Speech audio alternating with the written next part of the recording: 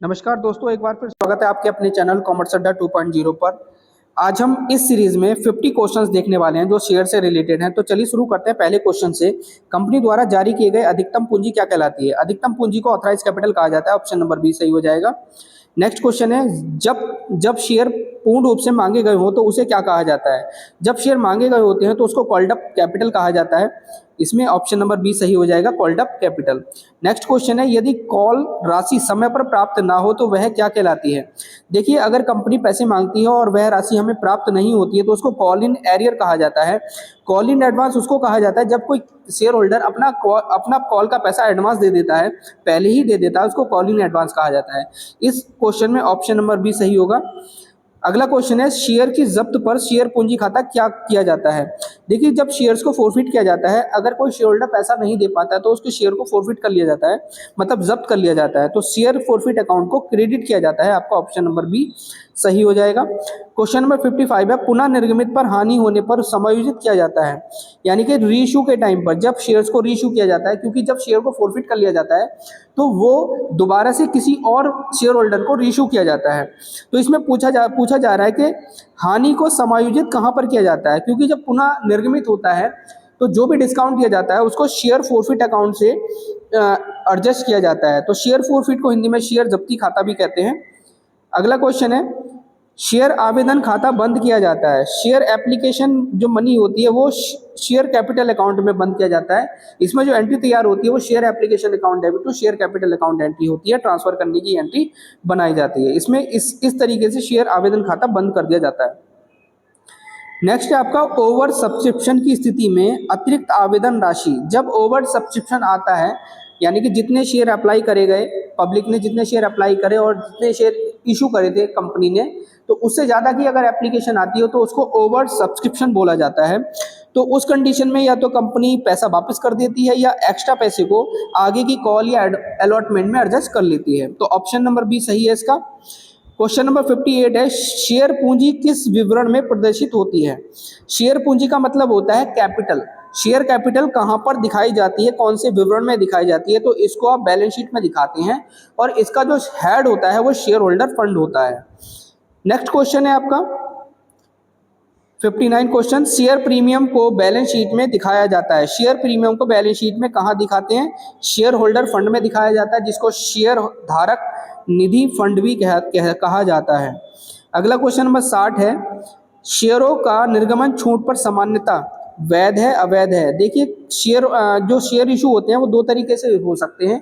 या तो कंपनी उन शेयर को एट पार पे करे या एट प्रीमियम पे करे, लेकिन कभी भी शेयर डिस्काउंट पर अब इशू नहीं किए जाते, क्योंकि सेबी के अकॉर्डिंग शेयर्स को डिस्काउंट पर इशू नहीं किया जाता। ये सेबी की गाइडलाइन के अकॉर्डिंग कहा गया है।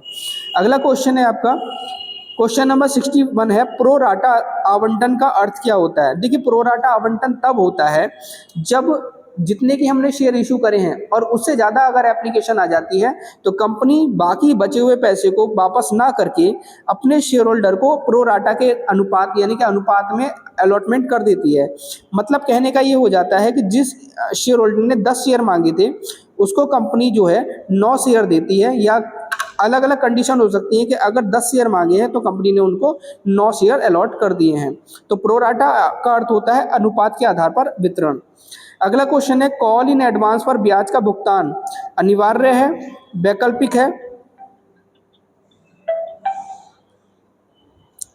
कॉल इन एडवांस पर ब्याज का भुगतान अनिवार्य है वैकल्पिक है, या दिया नहीं जाता या दोगुना हो जाता है? देखिए, जो कॉल इन एडवांस होता है इस पर जो ब्याज होता है वो वैकल्पिक हो सकता है। बी ऑप्शन सही है। इस पर कंपनी दे भी सकती है और नहीं भी। शेयर पूंजी को में वृद्धि हेतु आवश्यक है। अगर आप शेयर पूंजी में वृद्धि करना चाहते हैं तो इसके लिए विशेष प्रस्ताव देना पड़ता है। इसमें जो कंपनी रजिस्ट्रार होता है उसके पास विशेष प्रस्ताव पारित करवाना पड़ता है।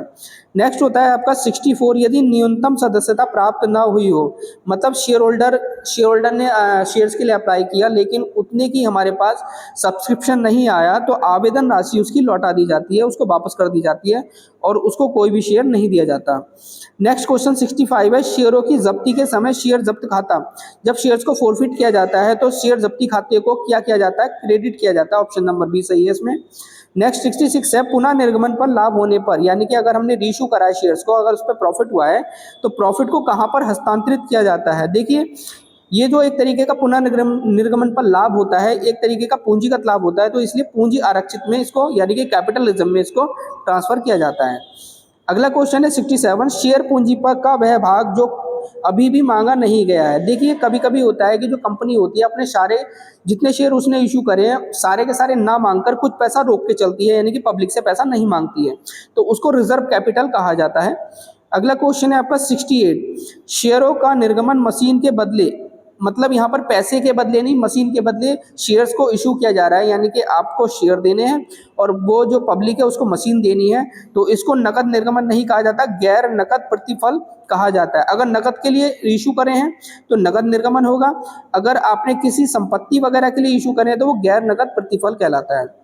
नेक्स्ट आपका 69 है, शेयर आवेदन राशि प्राप्त होने पर कौन सा खाता डेबिट किया जाता है। शेयर एप्लीकेशन मनी अगर आपको मिली है, प्राप्त हुई है, तो कौन सा खाता डेबिट किया जाएगा, इसमें बैंक अकाउंट या नगद अकाउंट आपका प्रभावित होगा, इसमें डेबिट किया जाएगा बैंक अकाउंट को।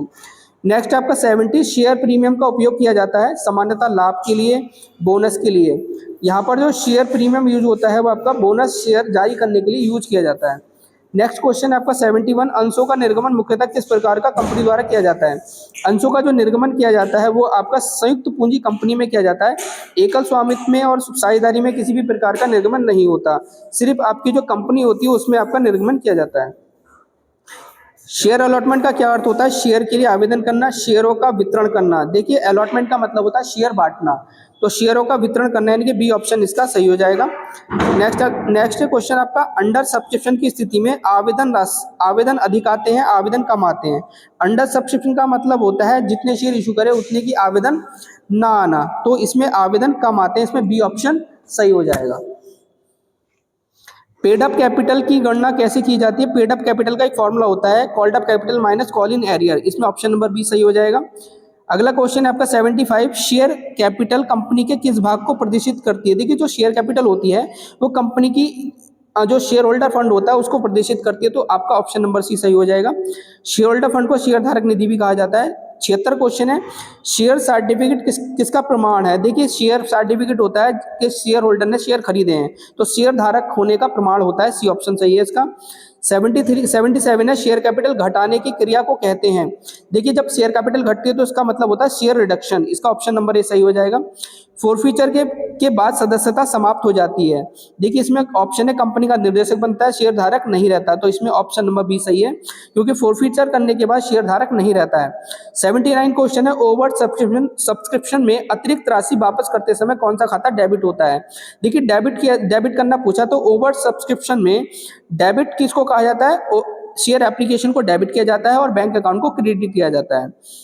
क्वेश्चन नंबर 80 है, शेयर प्रीमियम किस प्रकार का आरक्षित है। जो शेयर प्रीमियम होता है वो राजस्व है या पूंजी आरक्षित है। देखिए कैपिटल रिजर्व होता है, ये बी ऑप्शन सी हो जाएगा। ऑथराइज कैपिटल में परिवर्तन के लिए कौन आवश्यक है। ऑथराइज कैपिटल में अगर परिवर्तन करना है तो विशेष प्रस्ताव से ही परिवर्तित हो सकता है। क्वेश्चन नंबर 82 है, शेयर अलॉटमेंट अकाउंट किस प्रकार का खाता है। यह एक व्यक्तिगत खाता है, पर्सनल अकाउंट है। अगला क्वेश्चन है आपका, call in arrear balance sheet में कहां पर दिखाया जाता है। देखिए पूंजी में से घटाकर इसको दिखाते हैं कॉल इन एरियर को, जितना पैसा अगर नहीं मिला होता है तो वो आपका कैपिटल में से माइनस हो जाता है। रीइश्यू पर छूट की अधिकतम सीमा कितनी होती है। देखिए रीइश्यू उतनी सीमा तक छूट दे सकते हैं जितनी हमने फोरफीचर के टाइम पर राशि को जब्त किया था, तो ऑप्शन नंबर सी सही हो जाएगा। 85 क्वेश्चन है, शेयर कैपिटल का प्रारूप किस अनुसूची में दिया गया है। तो अनुसूची 3 में दिया गया है, ऑप्शन नंबर सी सही हो जाएगा। शेयर फोरफीचर अकाउंट का शेष अंत में हस्तांतरित कहाँ होता है। देखिए इसको कैपिटल रिजर्व में ट्रांसफर करते हैं, तो ऑप्शन नंबर बी यानी कि पूंजी आरक्षित में ट्रांसफर किया जाता है। 87 क्वेश्चन है, शेयर एप्लीकेशन मनी जब आवंटन न हो तब पूंजी होती है, संपत्ति होती है, देनदारी होती है। देखिए जब तक आपने शेयर एप्लीकेशन मनी को अलॉटमेंट नहीं किया है तब तक वह देनदारी कहलाती है, ऑप्शन नंबर सी सही हो जाएगा। प्रोराटा अलॉटमेंट आवंटन क्यों किया जाता है। ओवर सब्सक्रिप्शन की कंडीशन में ही प्रोराटा अलॉटमेंट होता है।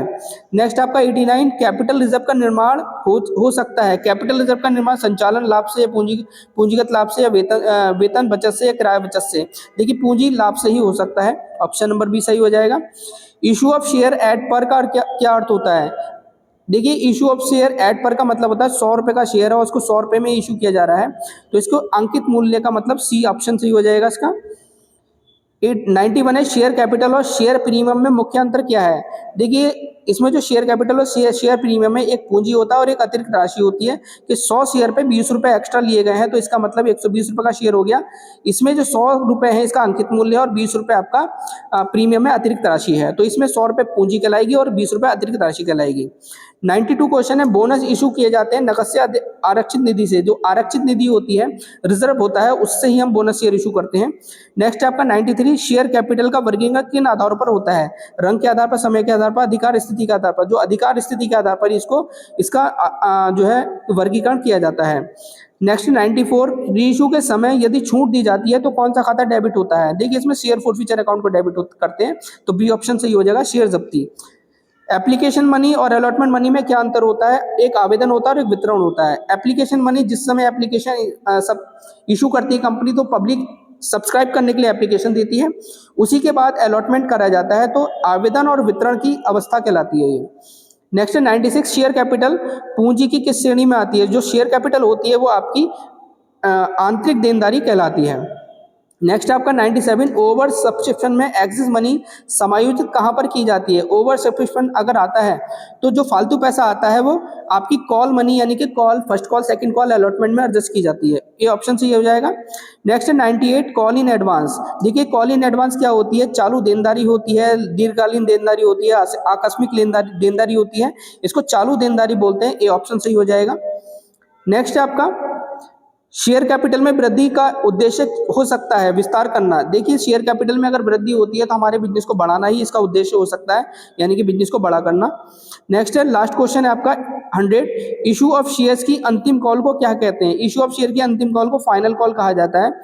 फर्स्ट कॉल, सेकंड कॉल के बाद फाइनल कॉल की जाती है। जो लास्ट वाली कॉल होती है उसको फाइनल कॉल कहते हैं, इसको अंतिम कॉल भी कहते हैं। आई होप आज की वीडियो आपको पसंद आई होगी। अगर आपको वीडियो पसंद आई हो और इसी तरीके की वीडियो पाने के लिए हमारे चैनल को सब्सक्राइब करें।